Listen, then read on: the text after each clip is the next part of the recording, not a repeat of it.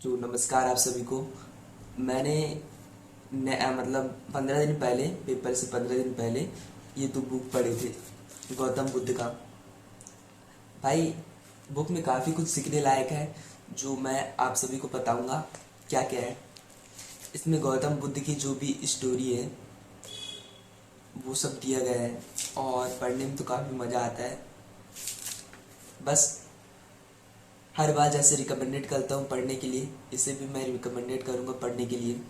और काफ़ी अच्छा है।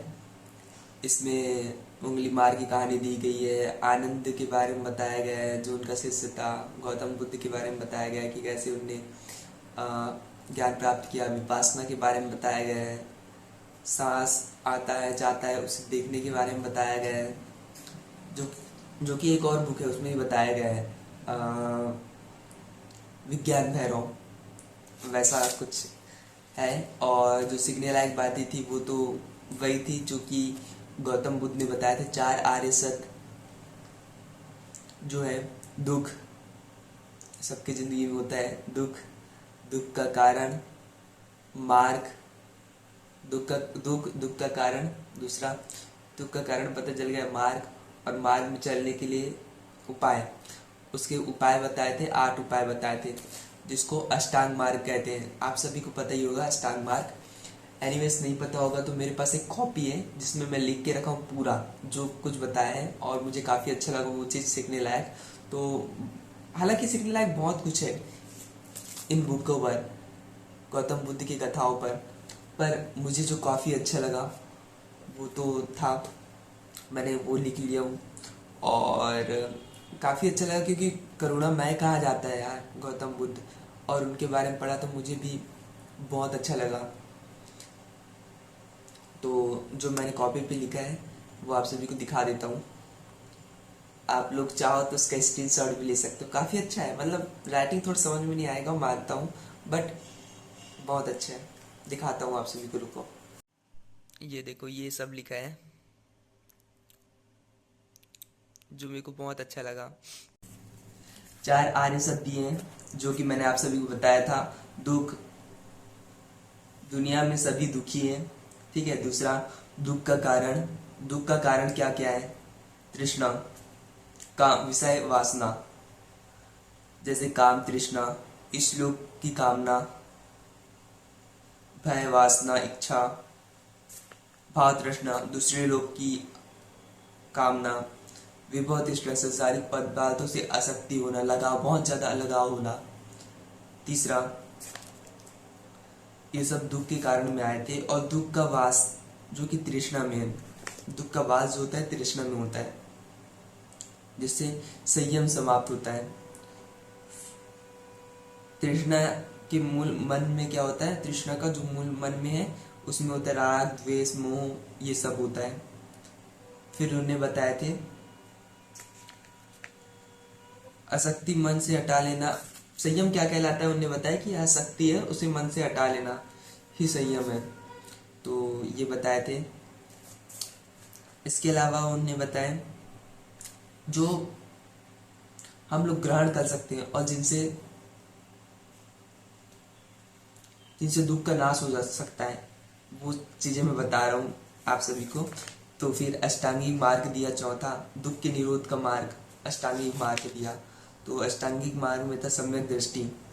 सम्यक दृष्टि में तो ये था कि चीजों को उनके वास्तविक रूप में देखना, जैसा है वैसा देखना। जैसे कि मान लो सपोज एक पेड़ है, तो बस उसे पेड़ के जैसे देखना। पेड़ है, सूर्य का प्रकाश से खाना बना रही है और जड़ों से पानी ले रही, मिनरल्स ले रही है, खड़ी है अपने जगह पर, बिना कुछ चाहे, बिना कुछ सोचे लोगों के लिए परोपकार कर रही है, जस्ट लाइक दैट। पर मनुष्य में थोड़ा अलग होता है। लोग कुछ देते तो हैं पर उसके बदले कुछ चाहते भी हैं। हाँ, सम्यक वाचा बताया जिसमें मन में अच्छे विचार रखना, मन में अच्छे विचार रखना। मैं तो कहूँगा भाई साक्षी भाव बनो। पता है, मैंने खुद ट्राई किया हूँ और मतलब काफ़ी अच्छा लगता है। अगर साक्षी भाव रखो, जैसे भी विचार आते हैं जस्ट देखो। विचारों को दबाओ मत, हटाओ मत, जो कुछ भी आता है बस देखो। कर्मंत बताया है जिसमें था चोरी न करना, हिंसा न करना, अच्छे कर्म करना, सम्यक आजीवन, ईमानदारी से रोटी कमाना, किसी को बिना दुख दिए कमाना, दूसरे को हानि ना हो ऐसा करके कमाना, सम्यक व्यायाम, अच्छे विचार जो भी आते हैं उनको बढ़ावा देना और बुरे विचारों को कम करना,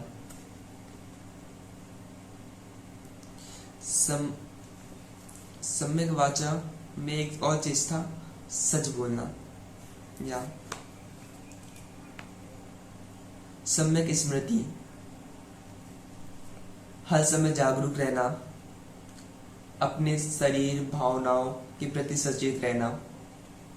फिर द सम्यक स्मृति जो कि 7वां है, मन को एकाग्र करना। और सम्यक संकल्प, मन में अच्छे विचार रखना। सम्यक संकल्प, मानसिक शांति और गहरी एकाग्रता, ताकि तुम डीप उतर सको उस गहराई को पाने के लिए जिसके लिए लोग जन्म लेते हैं, उसको पाने के लिए।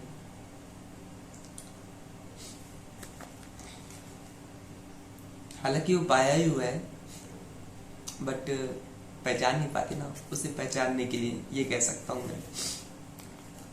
दुनिया के कल्याण के लिए उन्होंने कुछ और मार्ग बताए जो कि 4 थे, मैत्री, करुणा, मुद्रिता, उपेक्षा। मैत्री में सब लोगों के प्रति करुणा, मैत्री में सब लोगों के प्रति दोस्ती का भाव रखना। दूसरा था करुणा, सबके प्रति करुणा का भाव रखना। तीसरा मुद्रिता, सभी प्राणियों में समतत्व भाव रखना, चित्त को प्रसन्न रखना। चौथा उपेक्षा, समता, सुख दुख, लाभ हानि, प्रिय अप्रिय सभी स्थितियों में अपने मन को संतुलित रखना, समान समतत्व रखना। दुनिया के कल्याण के लिए। और इसके अलावा 4 के अलावा एक अलग से और था जिसको कह सकते हैं कि आप कुछ भी करो, कोई भी अच्छा काम करो तो उसके पहले, मतलब जैसे कि मैं मेडिटेशन करता हूँ, कभी कभी ये कर लेता हूँ मैं कि जो आज दुखी है वो कल सुखी होगा, और जो आज आनंद में है वो कल सुखी होगा, ये भाव रखते हैं। और ये भाव गौतम बुद्ध जी ने ही बताया था। इससे जो भी नकारात्मक चीज है वो चली जाती है। हालांकि मुझे तो काफी अच्छा लगता है, मैं ये चीज वाला करता हूँ। ये थोड़ा देखो, गौतम बुद्ध ने तो बताए थे ऐसा कि मेडिटेशन करने से पहले और बाद में ये भाव रखना कि जो कल सुखी है वो आज भी सुखी होगा, और जो कल दुखी है वो आज सुखी होगा, और जो आज आनंद में है कल सुखी होगा।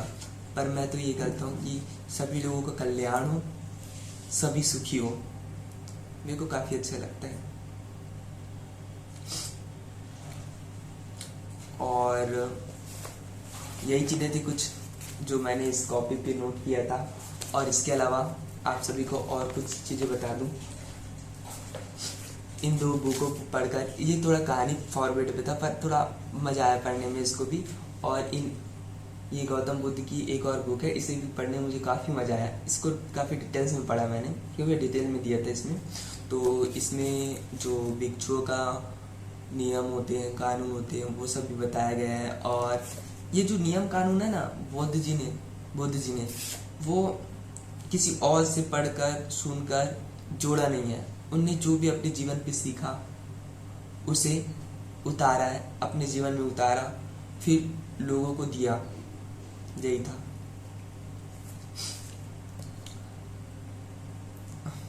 बस ये 2 बुक और पढ़ा मैंने, काफी बढ़िया लगा था मुझे। और हाँ,